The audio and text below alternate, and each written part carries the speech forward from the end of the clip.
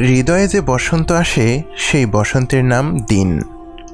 এই বসন্তের আগমনে হৃদয় কাননে ফোটে শুদ্ধতার ফুল, অন্তর্মননে জাগে শুভ্রতার শিহরণ। এই বসন্ত অন্তরে জেলে দেয় আলোর মশাল, সেই আলোতে দূর হয় হৃদয়ের সমস্ত অন্ধকার, জেগে ওঠে ম্রিয়মান বৃক্ষরাজি। এই বসন্ত অন্তরে বইয়ে দেয় খুশির কল্লোল, হৃদয় গহীনে প্রস্ফুটিত করে নতুন আশা, নতুন স্বপ্ন। দিনটাকে জীবনে বাস্তবায়ন করা এক অর্থে খুব সহজ, আবার অন্য অর্থে খুব বেশি সহজ নয়।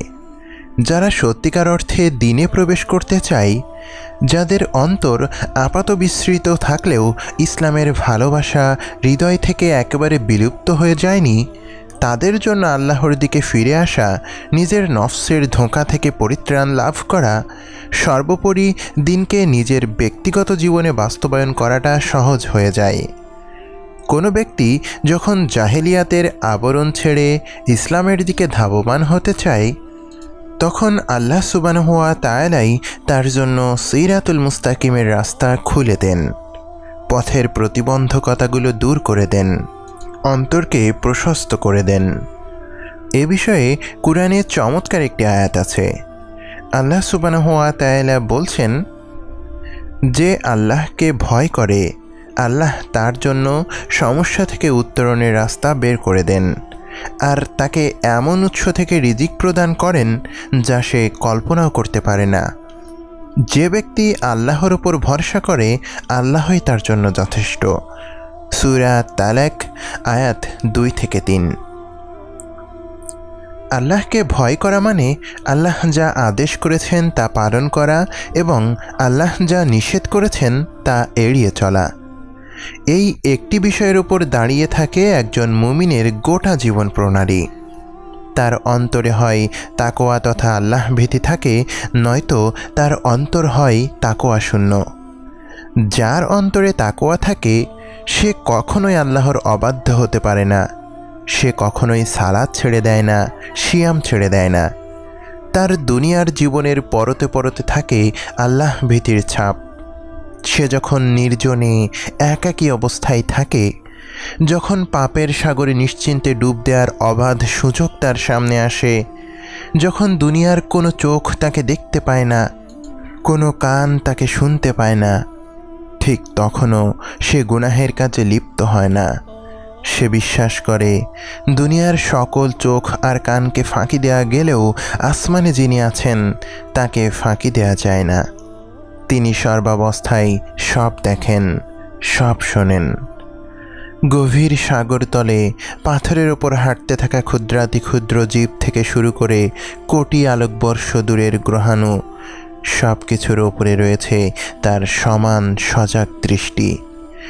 এই বিশ্বাস অন্তরে ধারণ করার নামই হলো তাকওয়া, এটাই হলো আল্লাহ ভীতি। এই বৈশিষ্ট্য যার হৃদয় মননে প্রথিত, সে কখনোই আল্লাহর আদেশ অমান্য করতে পারে না আল্লাহর নিষেধকে জীবনে জড়িয়ে নিতে।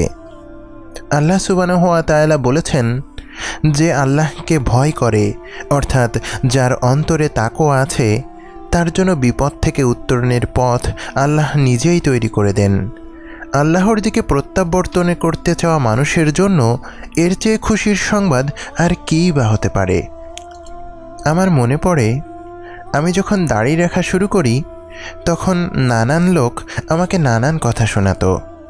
এলাকার মুরব্বি গোছের লোকগুলো চোখের কোণা দিয়ে তীব্র অবহেলা মিশ্রিত চাহনি সহকারে বলতো, মাথায় ভীমরতি চেপেছে নাকি? তোমার বাপে মোষ রাখে নাই, তুমি বানাইছো 1 হাত লম্বা দাড়ি। তখন দিনে একেবারেই নতুন, কেবল রাসূলুল্লাহ সাল্লাল্লাহু আলাইহি ওয়াসাল্লামের সুন্নাহকে ভালোবেসেই দাড়ি রেখে দিয়েছিলাম। কিন্তু পরবর্তী প্রতিক্রিয়া হিসেবে এলাকার মানুষগুলোর তির্যক মন্তব্য, এমনকি আমার পরিবারের সদস্যদের নানান কটু কথায় আমি তখন খণ্ড বিখণ্ড প্রায়। একে তো বেকার অবস্থা, তার উপর হঠাৎ করে এমন পরিবর্তন, চারিদিক থেকে আমার ব্যাপারে নানান আলাপ, নানান গুঞ্জন চাউর হতে লাগলো। এমন বিপদের দিনে আমার উপর বর্ষিত হয়েছিল আল্লাহ সুবহানাহু ওয়া তাআলার অপার দয়া। তিনি আমার জন্য সহজ করেছেন বিপদ সংকুল যাত্রা। আমার অন্তরকে তিনি ভরে দিয়েছেন ঈমানি জজবাতে। দিনের বোঝটাকে আমার জন্য খুব সহজ করে দিয়েছেন, যার ফলে মানুষের কথায় আমি কষ্ট পেতাম না, হতাশ হতাম না। দাড়িতে নিজেকে কোনো পশ্চাৎপদ মনে হতো না, বরং অন্তরে এক অন্যরকম স্নিগ্ধতা বিরাজ করত সর্বদা। মনে হতো আমি আল্লাহর রাস্তায় আছি, এই পথেরই তো সন্ধান করে বেড়াই প্রতি রাকাত সালাতে। ইহদিনাস সিরাতাল মুস্তাকিম, এটাই তো সেই আরাধ্য জীবন যার স্বপ্ন বুকে বুনে চলেছি প্রতিনিয়ত। তাহলে এই জীবনে কেন আমি আশাহত হব? কেন ভাবব আমি অন্যদের চেয়ে অসুন্দর আর পশ্চাৎপদ? আমার এই যে চিন্তার শক্তি, এই শক্তিটুকু আল্লাহ সুবহানাহু ওয়া তাআলাই আমার অন্তরে দান করেছিলেন। ফলে দিনে ফেরার প্রথম দিকের সেই দিনগুলোতে আমি সংযমী হতে শিখেছি। ধৈর্য ধারণের প্রাথমিক পাঠ আমি তখনই লাভ করেছি।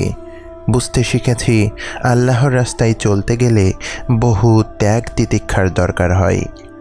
যারা সত্যিকার অর্থেই আল্লাহর জন্য বদলাতে চায়, তাদের জন্য এই আপাত অসম্ভব খুব সহজেই সম্ভব হয়ে যায়। ফিরাউনের বাহিনীর কবল থেকে মূসা আলাইহিসসালামকে উদ্ধারের জন্য নদীর মাঝে আল্লাহই তো রাস্তা তৈরি করে দিয়েছিলেন।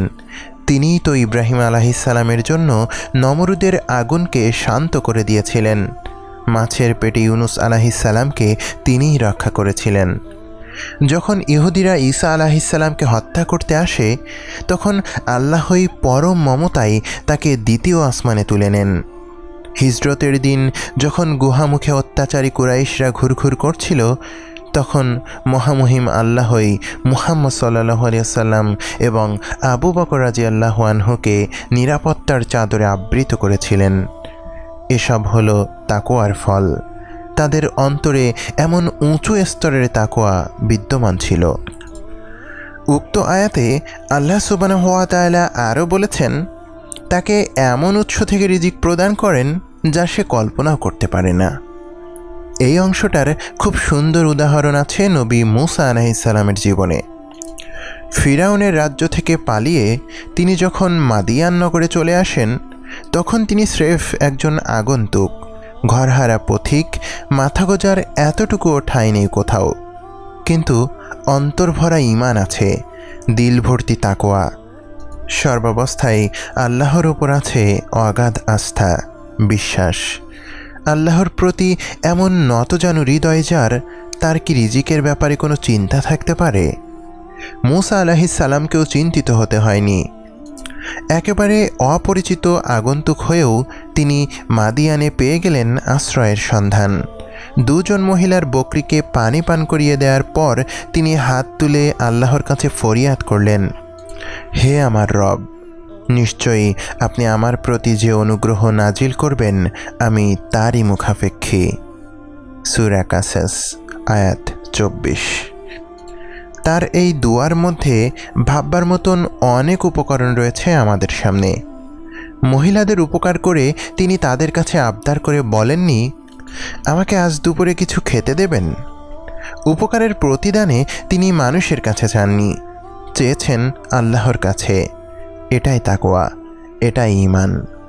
আল্লাহর কাছে চাইতে গিয়েও তিনি বলেননি, আল্লাহ, আমি তো মেয়ে দুটোর উপকার করলাম, এখন আপনি আমাকে থাকা খাওয়ার ব্যবস্থা করে দিন। তিনি এভাবেও চাননি, বরং তিনি বলেছেন, হে আমার রব, আমার প্রতি যে অনুগ্রহ আপনি নাজিল করবেন আমি তারই মুখাপেক্ষী। তিনি আল্লাহর কাছে নির্দিষ্ট করে কিছু চাননি, কি দেবেন সেই ব্যাপারটা আল্লাহর উপরই ন্যস্ত করেছেন। আল্লাহ যাই দিবেন তাতেই তিনি খুশি। তিনি নির্ভর করেছেন আল্লাহর ওপরে। আর যারা আল্লাহর ওপর নির্ভর করে তাদের জন্য আল্লাহই যথেষ্ট হয়ে যান। মূসা আলাইহিসসালামের বেলাতেও তাই ঘটল। আল্লাহ সুবহানাহু ওয়া তাআলা কন্যাদ্বয়ের বাবার মাধ্যমে তাদের বাড়িতে নবী মূসা আলাইহিসসালামের থাকা খাওয়ার বন্দোবস্ত করে দিলেন। এটাই আল্লাহর অনুগ্রহ, এটাই আল্লাহর অপার দয়া। মূসা আলাইহিসসালাম খানিক পূর্বেও জানতেন না মাদিয়ানে তিনি কোথায় থাকবেন, কি খাবেন, কি করবেন। একটু পরেই আল্লাহ তার জন্য রিজিকের সমস্ত দরজা উন্মুক্ত করে দিলেন। যারা আল্লাহর উপর ভরসা করে, আল্লাহর রাস্তায় থাকতে চায়, আল্লাহর দিকে ফিরে আসতে চায়, তাদের জন্য এভাবে আল্লাহ সুবহানাহু ওয়া তাআলা সব কিছুকে সহজ করে দেন। আবদুল্লাহ ইবনু আব্বাস রাদিয়াল্লাহু আনহু তখন খুব ছোট, মাত্র 13 বছরের বালক। সেই ছোট্ট বয়সেই রাসূলুল্লাহ সাল্লাল্লাহু আলাইহি ওয়াসাল্লাম তাকে হৃদয়ে বসন্ত আনয়নের জন্য কিছু কার্যকরী উপদেশ দিয়েছিলেন। হৃদয় কাননে বসন্ত বাহার চাষের সেই গল্পটা আমরা আবদুল্লাহ ইবনু আব্বাসের মুখ থেকেই শুনতে পাই। তিনি বলেছেন, একদিন আমি ঘোড়ায় চেপে নবীজি সাল্লাল্লাহু আলাইহি ওয়াসাল্লামের পেছন পেছন যাচ্ছিলাম। তিনি আমাকে উদ্দেশ্য করে বললেন, আবদুল্লাহ, আজ আমি তোমাকে কিছু কথা শিখিয়ে দেব। তুমি সর্বদা আল্লাহকে স্মরণে রেখো, তাহলে আল্লাহ তোমার ব্যাপারে যত্নশীল হবেন। তুমি তাকে স্মরণে রেখো, তাহলে তাকে তোমার পাশে পাবে। যখন তুমি কিছু চাইবে, তখন কেবল আল্লাহর কাছেই চাও। যখন তোমার সাহায্যের দরকার হবে, তখন কেবল তারই মুখাপেক্ষী হও। বাবা, মনে রেখো, যদি গোটা দুনিয়াও তোমার কল্যাণার্থে একত্র হয়, তথাপি আল্লাহ তোমার কল্যাণ না চান, তাহলে কারও সাধ্য নেই যে তোমার এক বিন্দু পরিমাণ কল্যাণ করে। আবার যদি গোটা দুনিয়াও তোমার ক্ষতি করার জন্য একত্র হয়, তথাপি আল্লাহ তোমার কল্যাণ চান, তাহলে কারও সাধ্য নেই যে তোমার এক বিন্দু পরিমাণ ক্ষতি করে। জামি তিরমিজি 2516, হাদিসটি সহিহ। চমৎকার এই উপদেশগুলো নবীজি সাল্লাল্লাহু আলাইহি ওয়াসাল্লাম দিয়েছিলেন বালক ইবনু আব্বাস রাদিয়াল্লাহু আনহুকে।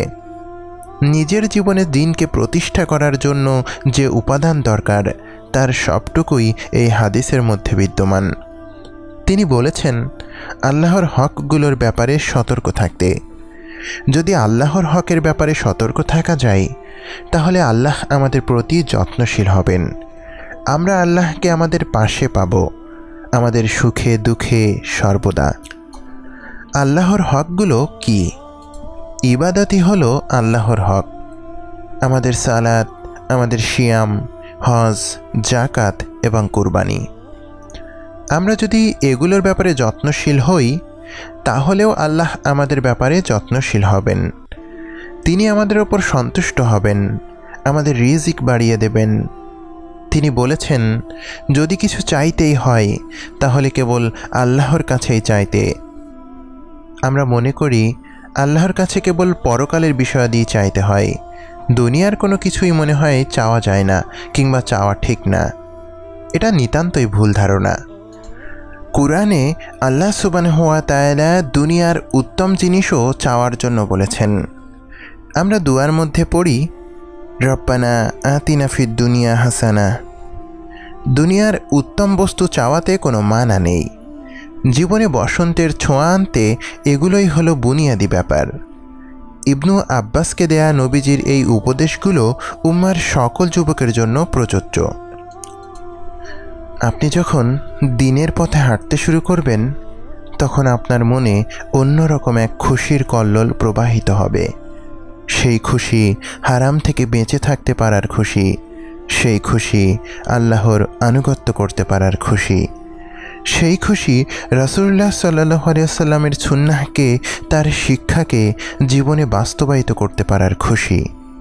মোবাইল, কম্পিউটার থেকে আপনি যখন গান আর মুভির ফোল্ডারটা এক ক্লিকে ডিলিট করে দেবেন, কেবল আল্লাহর সন্তুষ্টির জন্যই আপনি যখন এতদিনের হারাম রিলেশনশিপকে এক মুহূর্তে ত্যাগ করে ফেলবেন, আল্লাহর আদেশ মানার জন্যই যখন আপনি হারাম টাকার লোভনীয় বেতনের চাকরিটা চোখ বন্ধ করে ছেড়ে আসবেন, তখন আপনার মন এক অনুপম আনন্দে নেচে উঠবে।